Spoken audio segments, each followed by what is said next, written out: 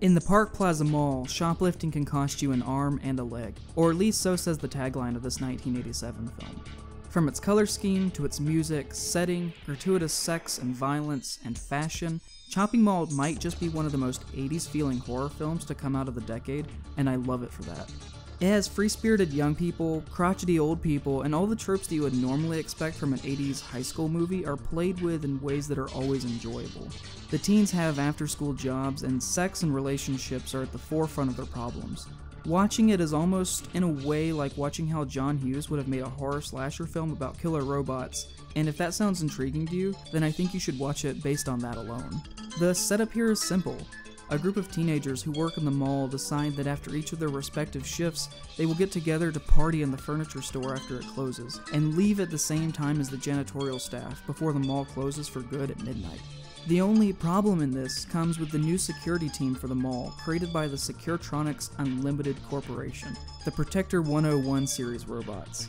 Built to patrol the mall at night and designed to apprehend and capture shoplifters who break in after hours, these mechanized defenders come built with sleep darts, tasers, claws, and laser beams that shoot out of their eyes, and are nearly indestructible. That shouldn't be a problem though, as each of the teenagers has an after-hours pass to show to the robots if they are stopped at any point for questioning. But, right before this fateful party begins, a fierce lightning storm strikes the security tower looming over top the mall, turning the Protector bots into untamed wild killing machines. The movie is sort of predictable in this way, but it doesn't hamper it at all, because the fun doesn't come from the surprises, but more so just from the fact that you're watching an 80s movie about killer robots.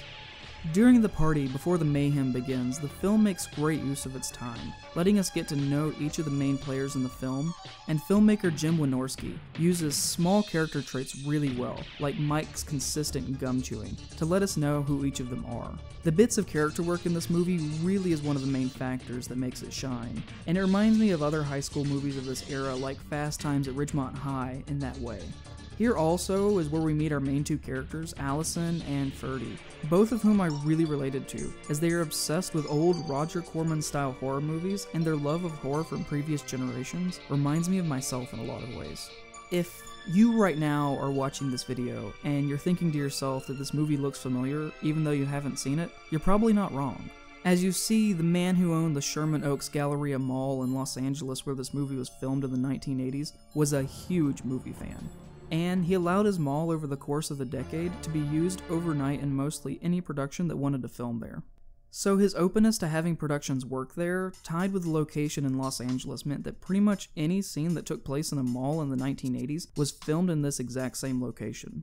So these same very recognizable handrails that you see in the background of most shots at Chopping Mall also appear in Fast Times at Ridgemont High, Night of the Comet, Commando, Terminator 2 Judgment Day, Valley Girl, and many others. Filming in the mall overnight while the stores were closed really adds to the realness that the film has. It never really feels like they're working on sets built for the movie because most of the storefronts were actually just real stores. The only store that wasn't real, the furniture store in which the party takes place, was so realistic and well dressed that people during the day actually tried to come in and shop while the mall was open. So even though the budget for the film was quite low compared to other large horror movies of the time, the production values are mostly great across the board. There's only a few sets that you can easily tell were built just for the film, like the control security room for the robots, because they're mostly made out of pure 80s sci-fi aesthetic, with light-up walls and giant control panels. But I think these small touches really add to the way that the film feels, as the look falls in line with the main character's love of all things related to 50s horror and science fiction. It isn't the only way that the film pays tribute to the past though, as some of the store names reference revered genre directors as well, like Peckinpah's Sporting Goods, and it becomes fun to try and spot nods like this with details that are peppered into the scenery. Because the budget for the film was quite low, not having to build new sets allowed them to use their money on creating the special effects used in the Killbots, which is a standout for this movie. The Killbots were each controlled in real time with a remote, and the effect let the actors react after seeing the horror that they were capable of, and greatly helped their performances, as well as the overall feel of the movie. Because after the party abruptly ends with the first appearance of the murderous machines, the rest of the movie turns into a Rambo-style horror bloodbath that pits the teenagers against the robots, using only things that they find in various stores to defend themselves, and it doesn't let up until the final conclusion. The robot designs are really great in their own 80s retro sort of way, and by having the kids try to find different objects in stores for defense, it can get really creative with the fun it has in its choice of weapons. One of the main problems with this film has, though, is that despite the claws on the robots and the different fun weapons used by the teenagers, nothing in Chopping Mall actually is ever chopped. But there's a funny reason behind this. You see, the movie was written by Jim Wynorski and Steve Mitchell under the name Robot, and at some point during the production of the film, its title was changed to Killbots, and it was originally released under this title. The film performed poorly at the box office, and in order to try and regain some of the money that was lost on the film, 19 minutes were cut from its runtime when it was released on home video, and the title was changed to Chopping Mall to try and appeal to a larger horror audience. For the most part, this plan worked. The movie did much better on home video and went on to have a life of its own on cable, where it became a small sort of cult hit that continues to thrive today.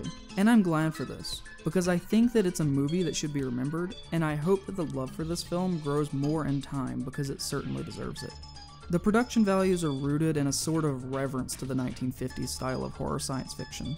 The movie was produced and overseen by Julie and Roger Corman, the latter having made a name for himself in the 1950s with movies that defined a decade of genre filmmaking. Attack of the Crab Monsters, one of his films, appears on the television during the party scene at the beginning, and a love for his filmography is tactile in every single part of the movie. You can tell that Wynorski respected Corman's body of work a great deal, and that he learned how to make movies by watching them. One of the big inspirations behind this movie was the 1954 film Gog, and you can see in this kind of inspiration that the filmmakers were trying to create a type of science fiction horror that they knew growing up as kids, and use it through the lens of a newer, bloodier, modern horror. And so by Corman guiding the hand of the young filmmakers behind this movie, you get the same kind of robot horror film that would be typical out of the 50s but with a new 80s spin on top of it. You have designs that feel right out of old Hollywood being used in new ways that include the same level of violence that you would normally associated with modern horror of that time. The effects are great, and they use a few really good standout techniques, such as a great body burning effect midway through the movie, and it also has the second best head explosion in film history. You can really tell that Wynorski looked at what was done well in his favorite movies as a kid, and used what worked in those movies in this picture, paying homage to what came before him. The movie only stumbles at a few points, and I suspect that it probably really benefited a lot from cutting 19 minutes from its runtime, because once the film starts, it doesn't stop. Its biggest sin, I think, is wasting a cameo by Phantasm actor Angus Scrimm. I didn't even know he was in the movie until doing research on it recently. He even has a speaking line, but he's only shown from a distance and from behind in this one shot, as he asks a question to the security expert in the first scene. And I think having access to an actor of his caliber and not using him in a more memorable way is a really big shame. If he was going to be there, I think he should have been the presenter talking about the robots, because having him just from behind, where you don't even see his face or know that it's him, seems like a really strange decision. But besides that, the whole thing works really well. You should watch this movie if you're a fan of 80s horror at all, and even though it isn't as well known, it definitely sings a song of this decade in all its fun and outlandish tropes. The music in this film is one of my favorite soundtracks in all of horror. Its synth score really adds a level of character to it, and when it soars in certain scenes, it really adds a level of texture to the movie.